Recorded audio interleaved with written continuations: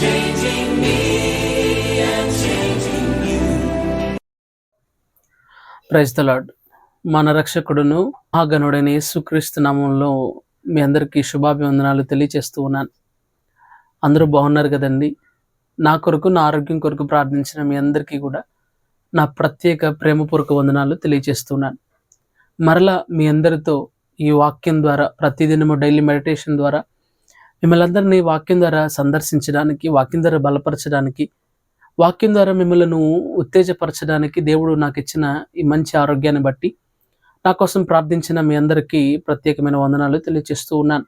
ఈ దినము దేవుని వాక్య ధ్యాన నిమిత్తమై సామెతల గ్రంథము 1వ అధ్యాయము ఆఖరి వచనమైన 33వ వచనాన్ని మనం ధ్యానించగలిగినట్లయితే, నా ఉపదేశం అంగీకరించువాడు సురక్షితముగా ఉండును, వాడు కీడు వచ్చుచున్న భయము లేక ధైర్యముగా ఉండును అనే లేఖనము సెలవిచ్చుచున్నది. ప్రియులారా, దేవుని మాటలను మనం లక్ష్య పెట్టాలి, మనుషుల మాటలు కాదు. మనుషుల మాటలు కొన్నిసార్లు మనకి భయాన్ని లేదా భయంలోకి నెట్టే ప్రయత్నం చేస్తుంది, కానీ దేవుని ఉపదేశం మనలను సురక్షితముగా ఉంచుతుంది అని జ్ఞాని అయిన సొలొమోను అనేక విషయాలు తెలియజేస్తూ ఉన్నాడు. ఎందుకని సొలొమోనుకు అంత జ్ఞానం ఉన్నదంటే, సొలొమోను జ్ఞానాన్ని దేవుని దగ్గర నుంచి అడిగి పొందుకున్నాడు కనుకనే దేవుడు అంత జ్ఞానం ఇచ్చి ఉన్నాడు. అతడు జ్ఞాని గనుక మనుషుల గురించి ఎవరు ఎలా ఉండాలి, ఎలా ఉండకూడదు, ఎలా ఉండొచ్చు అనే విషయాలన్నింటి కూడా అనేకమైన సామెతలు రచించినట్లుగా మనం గమనిస్తూ ఉన్నాం. రాజుల గ్రంథాల్లో మనం చూస్తే ఆ వివరణ మనం గమనిస్తున్నాం. దాదాపుగా 1000కి పైగా సామెతలు రచించినట్లుగా మనం గమనిస్తూ ఉన్నాం ప్రియులారా.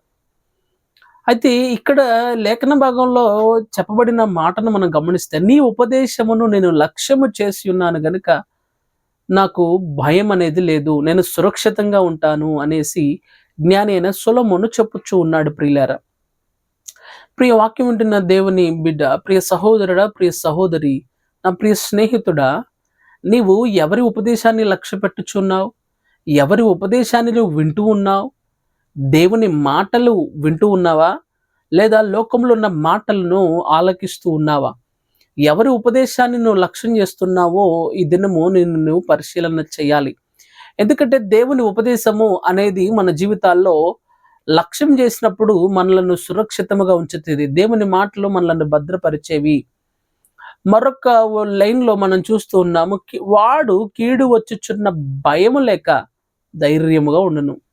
ఎవరు అనంటే, దేవుని ఉపదేశాన్ని ఎవరైతే లక్ష్య పెడతారో, ఎవరైతే దేవుని ఉపదేశాన్ని వినడానికి ఇష్టపడతారో, ఎవరైతే ఉపదేశాన్ని మనసుకు హత్తుకుంటారో, అటువంటి వారి జీవితాలలో దేవుని యొక్క వాక్యం చెప్తుంది, వాడు కీడు వచ్చుచున్న భయము లేక ధైర్యముగా ఉండును అనే మాటను మనం గమనిస్తున్నాం. ప్రియులారా, నీ జీవితంలో కీడు వస్తుందేమో అనే భయంతో, కలవరంతో కృంగిపోతున్నావు ప్రియ సహోదరి.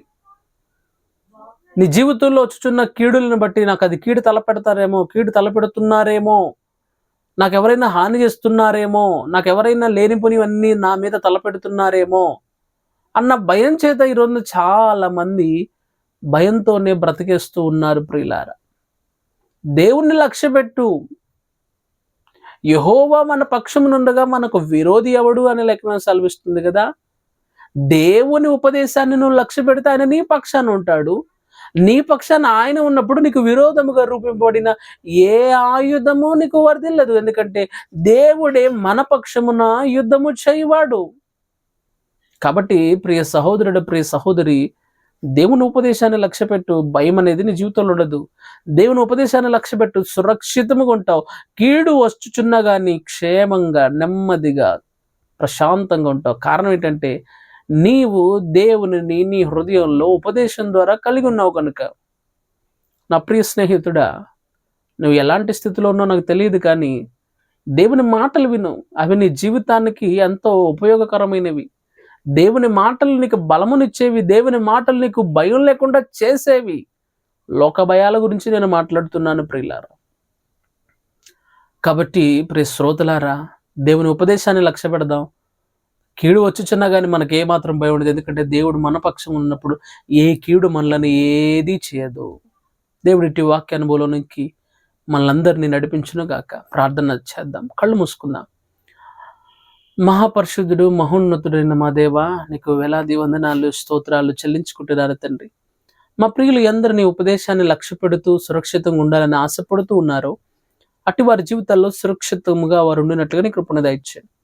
వాడు కీడు వచ్చుచున్న భయము లేక ధైర్యముగా ఉండని లేఖనము సెలవిచ్చిండగా అటువంటి ధైర్యముతోనూ సురక్షితముతోనూ మా శ్రోతలను మీరు క్షేమంగా భద్రపరిచి మీ నామానికి మహిమ తెచ్చుకున్నామని యేసు క్రీస్తు నామమున అడిగి పెట్టుకుంటున్నాను తండ్రి.